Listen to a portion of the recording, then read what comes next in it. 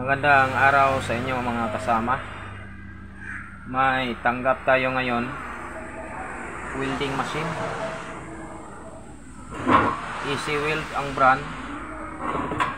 May rating siya na 300 amperes yung current niya. Okay. Dumating dito, dito ng may-ari, ganito na. Nakahiwalay na yung board sa kahan niya, tapos may tinanggal sila dito, yon IGBT. Sabi daw nila pumutok, ito yun, oh. Kita ba? Pumutok yung IGBT. Ang number ng IGBT na ito 40N 60N PFD, kita ba? Hindi. Ayan. Kita? Ayan. Nakatanggal na ito mga kasama. Tapos yung isa dito pa. Tapos gumamit ito ng tatlong diode. Yun, oh. Yun yung tatlong diode. Tapos tatlo yung kapasitor niya. Okay.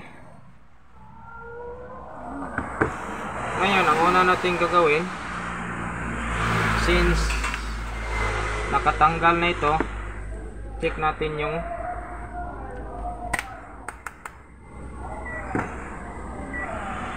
palubat na yung tester natin mga kasama. Ayan, oh. Hindi pa nila naayos pagkatanggal. Check natin itong isang IGBT. Ayun, nag-buzzer siya mga kasama.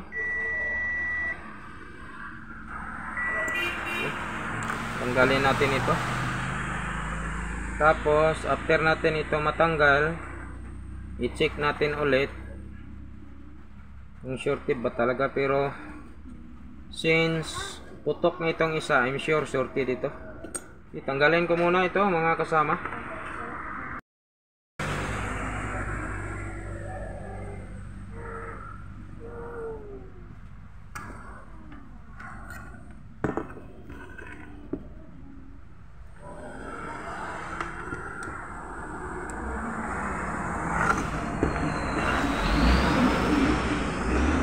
Ayusin na natin ito.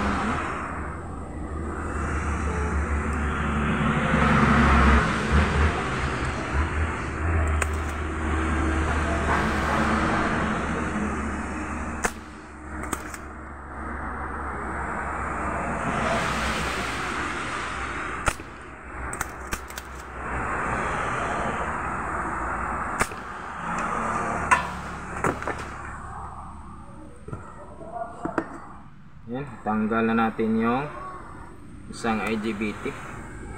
Ayan, test natin.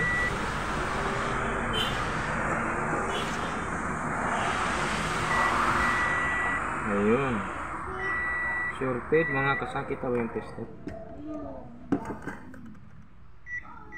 Oo, nag-buzzer na, short. Okay, pag ganito mga kasama, dapat nating i-test itong driver niya.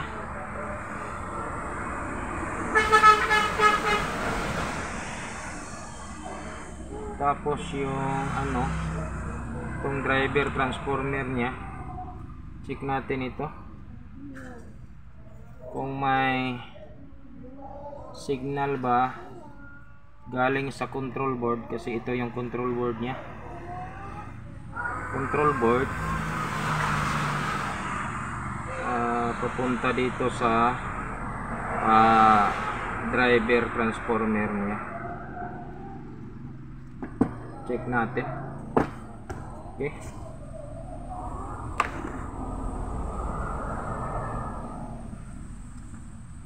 then check din natin itong mga diode niya.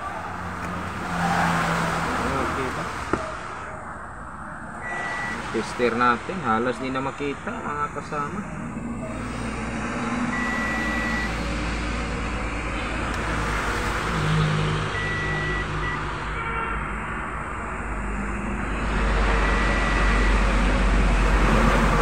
Saglit lang mga kasama, bili muna ako ng ano, battery kasi hindi ko na makita. Pause ko muna. I-check din natin itong mga diode mga kasama. Kasi ayun, no, buzzer siya.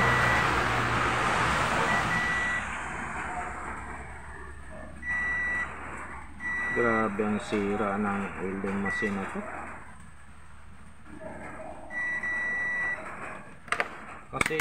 Kasi nga sabi ng may-ari, sinubukan ng anak niyang i-DIY. Hindi ito pwedeng i-DIY mo mga kasama itong welding machine, kasi pag nagkamali ka dito, maputukan lahat ng mga parts dito. Ang lakas ng pagsabog nito. Okay, tanggalin ko muna itong tatlong diode mga kasama. Ito yun, para ma-check natin. Okay, tanggal na natin mga kasama. May ginamit siyang tatlong diode.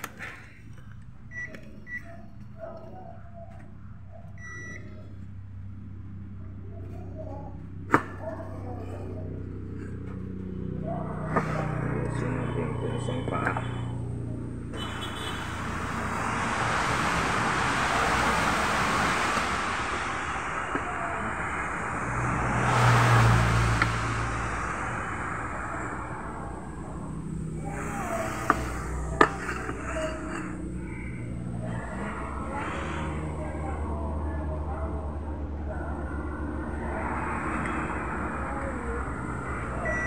Ayun.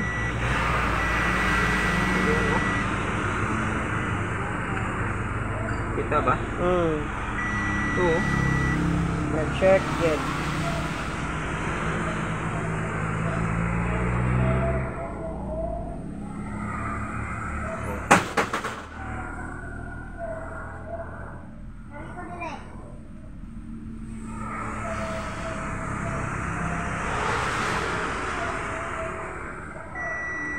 Ito lang, oh. Isa lang mga kasama.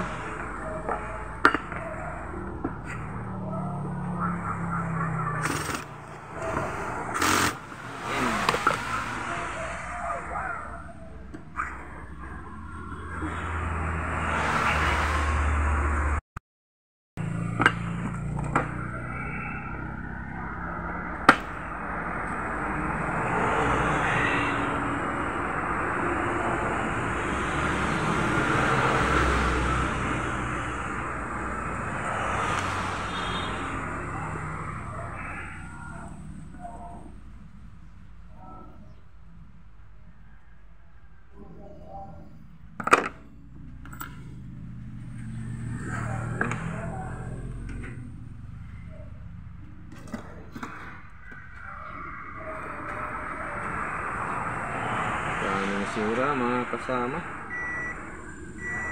Sure.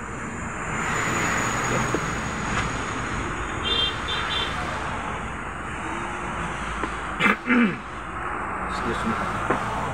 Ang diode pala na ginamit nito is MW 9M1G D92-02. Ngayon, bago tayo magkabit mga kasama, para iwas putok lang, baka magputukan tayo dito, no? Okay, ito yung driver nya, transformer. Ngayon i-check natin kung may signal ba itong control na to, driver. Check natin kung normal ba yung may voltahe ba. Okay, ang setting ng tester natin is times 50 easy. Check natin kung may voltahe ba. Okay, dito tayo sa may primary nya. Mayroon, di ba? Kita ba yung tester? Sa secondary niya.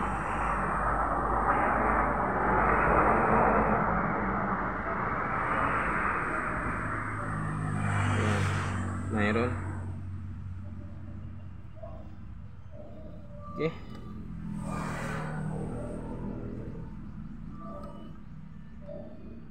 Tugit. Okay. Next natin gagawin, check natin sa oscilloscope natin mga kasama. Kita ba nila?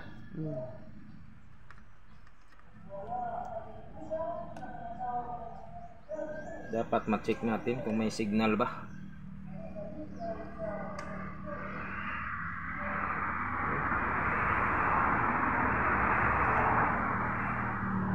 Dapat may square wave tayong makuha.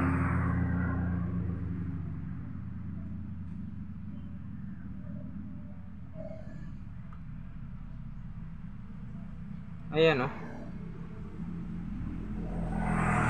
May square wave siya.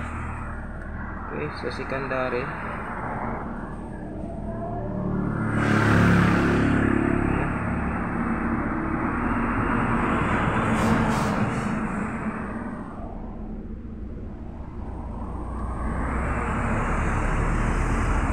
May problema itong secondary niya mga kasama.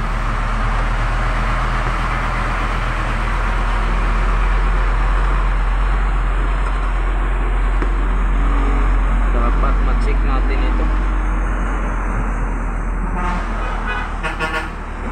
Yung mga diode nito.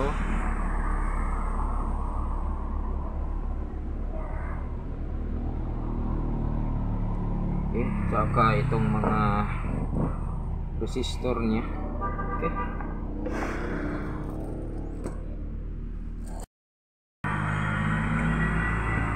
Ngayon i-check natin itong mga kasama.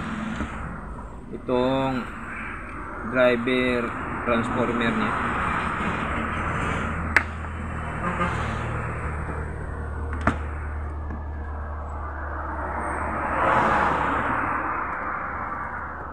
Gamitan natin ito ng microscope dito ba. Ngayon i-check natin itong diode. SS16.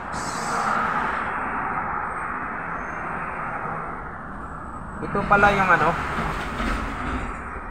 nagda-drive sa bawat IGBT. Itong part na ito, ito yung nagda-drive ang isang IGBT, at itong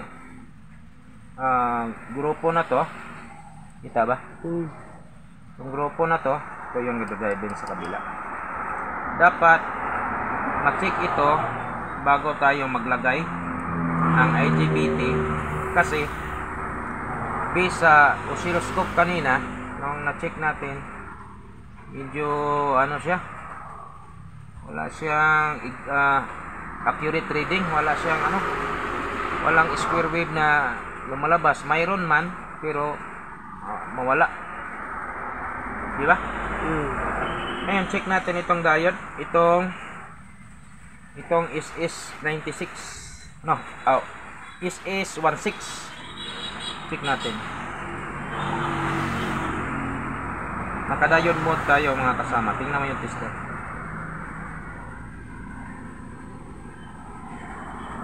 .066. Shorted ito mga kasama.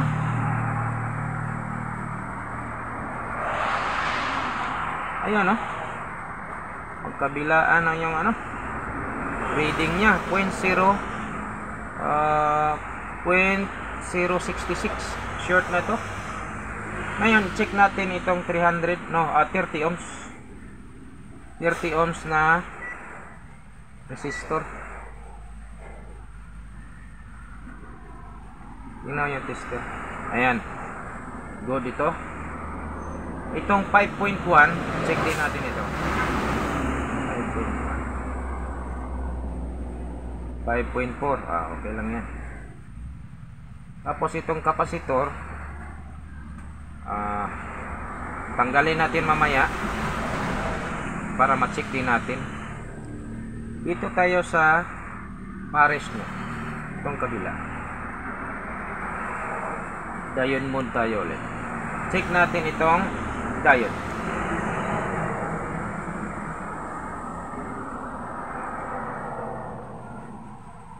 Kita ba nila? Win 2. Baliktaran na yung baliktad natin yung test probe natin. Wala siyang reading, di ba? Meaning good. Itong 300 ohms resistor niya, naka ohms yung setting natin. 300 ohms resistor. Ayan o, mig na o. Tingnan mo yung tester. Mig na yung reading. 1.9 mig. Open. Open ito mga kasama. Ayan o, mig na. Itong 5.1. Mig din. Open din. Meaning, dito sa kabila, dito good yung short yung diode, good yung resistor, dalawang resistor, yung 30 ohms saka 5.1. pero dito sa kabila good yung diode, sunog naman yung, open naman yung dalawang resistor. Kaya pala kanina nung na-test natin sa oscilloscope, walang masyadong reading niya. Walang square wave na lumalabas. Dapat may square wave yan. Okay. Halimbawa, nag-repair kayo ng welding machine tapos hindi ninyo ito na-check. Pagkabit ninyo sa IGBT mga kasama, putok yan kagad. Okay? Tanggalin ko muna ito mga kasama para mapalitan natin. Okay, tanggalin ko muna. Ito na yung mga parts na tinanggal natin dito mga kasama. Ngayon ang i-check natin is itong kapasitor.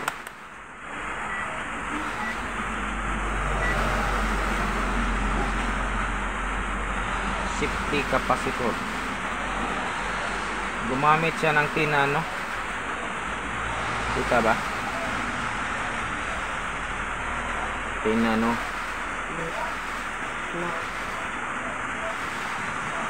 Ngayon check natin. Ayan, tinano. Itong isa, tinano. Okay, good.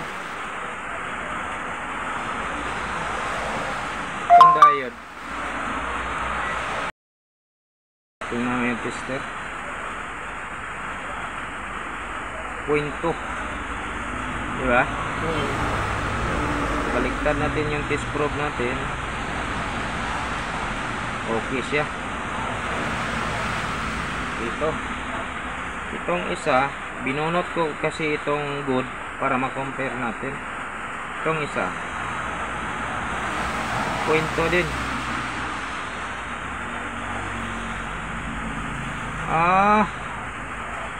Good pala ito, oh. Diba? Good pala ito mga kasama. Mas maganda talaga pag mag-test tayo, bunutin natin. Ngayon i-check natin itong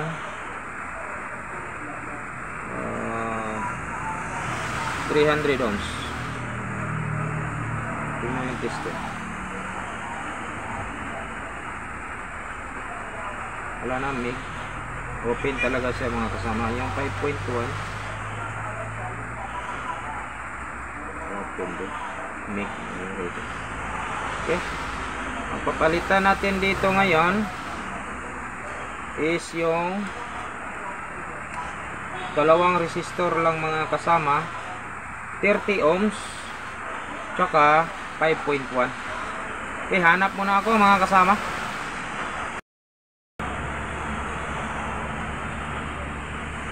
Wala akong SMD type na resistor mga kasama.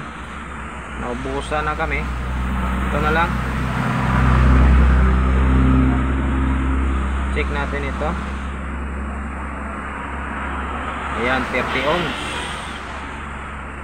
30 ohms. Tapos ito yung 5.1 natin. 5.4. 5.3. Okay na yan. Ito lang yung ipalit natin. Ikabit ko muna ito mga kasama.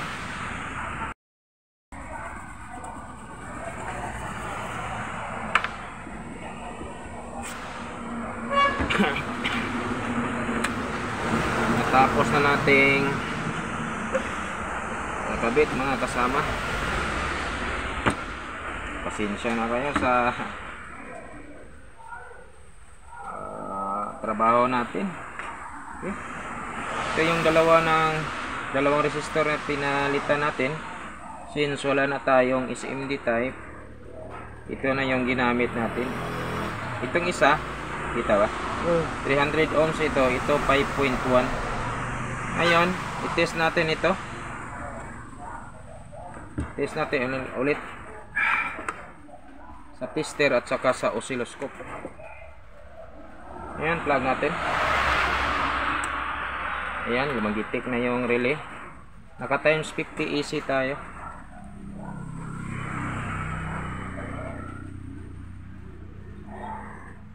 Ayun. Tapos yung secondary. Okay. Okay. Ngayon, check natin kung may signal ba mga kasama. Gamit yung oscilloscope natin. Ang galing ng control board to driver. Okay. Check natin. Kita ba? Medyo okay na yung form niya, oh. Di ba? Okay. Sa may out niya. Secondary. Okay na. Kanina wala ito, di ba? Yung isa. Ayan, okay na. Dito tayo sa ground to gate. Kung may waveform ba. Ayan, mayroon na, oh. Dito sa kabila. Okay. Since okay na ito mga kasama, ilagay na natin itong mga parts niya. Ito na yan. Set up ko na. Ito yung tatlong diode. Kasi nag-replace ako ng tatlong diode. Ito yun. Tapos ito yun yung tatlo. Isa lang yung sira dito, pero na kaugalian ko na kasi na pag yung isa lang yung sira, palitan ko lahat. Tapos yung IGBT niya, yung dalawa, nalagay na din natin. Dito na, kita ba? Tapos ito na siya ngayon. Yung welding machine na sinubukang i-DIY ng anak ng may-ari mga kasama. Ngayon, try natin. Tapos yung switch dito mga kasama, nag-order pa yung may-ari kasi balak niyang palagyan talaga ng switch. For testing ito, temporary lang, kaya direct ko muna para ma-test natin. Ngayon, plug natin mga kasama. Ayan, oh.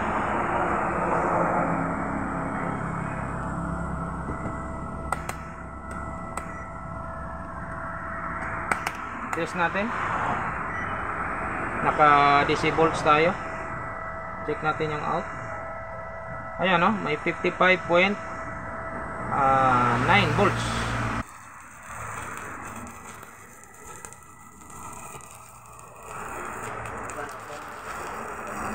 Okay. Yun na yan mga kasama.